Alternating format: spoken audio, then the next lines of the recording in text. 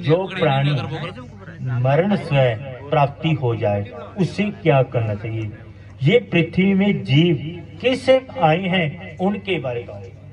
तो भगवान कहने लगे कि मनुष्य का जो शरीर है ये माता के गर्भ से उत्पन्न होता है।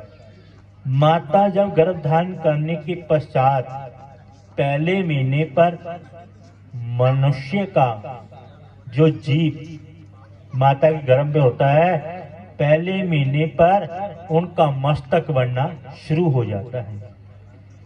दूसरे महीने पर हाथ, हड्डी, चर्म बनने शुरू हो जाते हैं।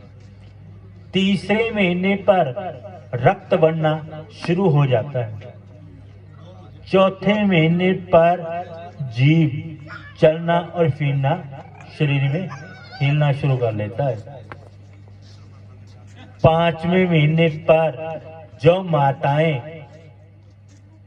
कोई तीखा खारा जो पदार्थ बना हो उससे खाना शुरू कर लेती है, क्योंकि माता को पता है कि मेरे जो गर्भ पर जो जीव जन्म लेने वाला है उनको भी भूख लगती है, क्योंकि 5वें महीने पर माता को भूख अधिक लगती है, क्योंकि जो भूख माता को लगती है वही पुत्र को भी लग जाती है।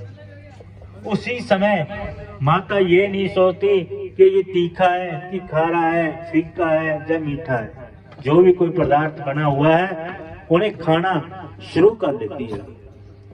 करते हुए भगवान कहने लगी कि मेरे गर्भ उत्पन्न की प्राप्ति हो चुकी है।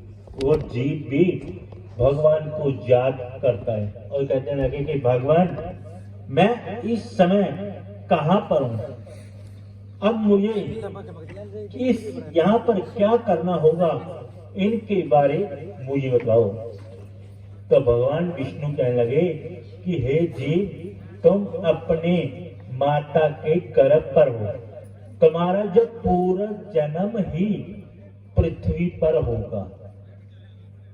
तो जीव ने हाथ जोड़ते हुए भगवान विष्णु को नमस्कार करते हुए बोले कि हे भगवान, पृथ्वी तो एक नाशवान है।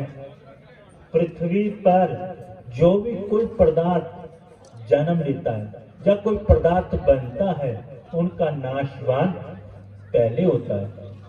तो मुझे पृथ्वी पर क्या करना होगा वो मुझे बताएं। तो भगवान कहने लगे कि तुम्हारा जब जन्म 2 महीने के पश्चात, मतलब माता के गर्भ से 9 महीने के बाद तुम्हारा पूरा जन्म होगा, उसी समय तुम्हारे माता पिता तुम्हारा पालन पोषण करेंगे। तो जीव ने भगवान के आगे हाथ जोड़कर बोले कि माता पिता मेरी कैसी सेवा करेंगे, मुझे वो बताओ। पृथ्वी पर मुझे क्या करना है वो बताओ।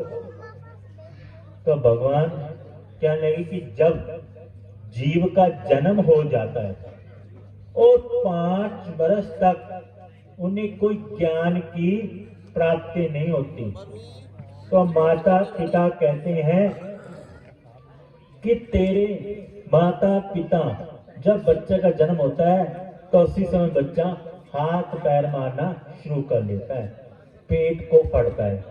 तो माता सोचती है कि इन्हें पेट को पकड़ा है, इन्हें भूख लगी है। माता उसे दूध पिलाना शुरू कर लेती है और बच्चा उसी समय खेलने लग जाता है।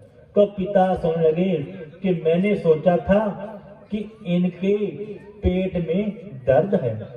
माता कहने लगी इनके कोई पेट का दर्द नहीं है, ये तो भूख के कारण रो रहा था। तो उसी समय दूध पिलाया, खेलना शुरू कर दिया।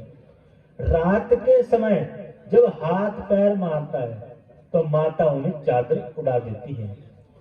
तो पिता कहने लगे कि इन्हें चादर कैसे उड़ाया। कहने लगे कि हाथ पैर मारने का कारण है कि इन रात के समय मक्खी मच्छर तंग करते हैं, इन्हें उड़ाने से ये रावण सो गया है। इसी प्रकार माता पिता 5 वर्ष तक उनकी सेवा में लग जाते हैं।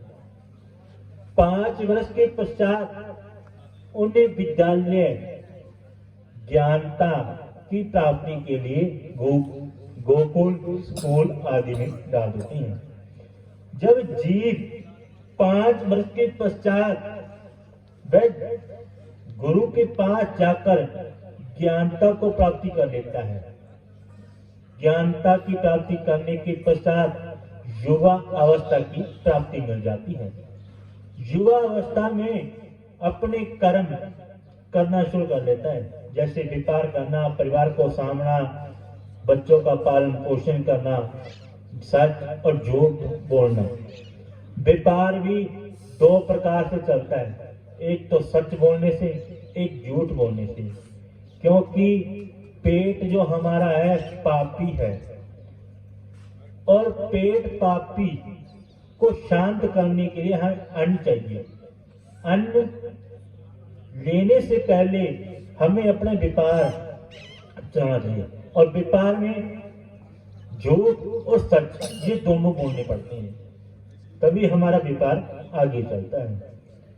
उसी समय व्यापारी का कर्म करने के पश्चात युवा अवस्था समाप्त हो जाती है। फिर आता है बुढ़ापा। बुढ़ापा में कहते हैं कि मैंने पाप कर्म किए,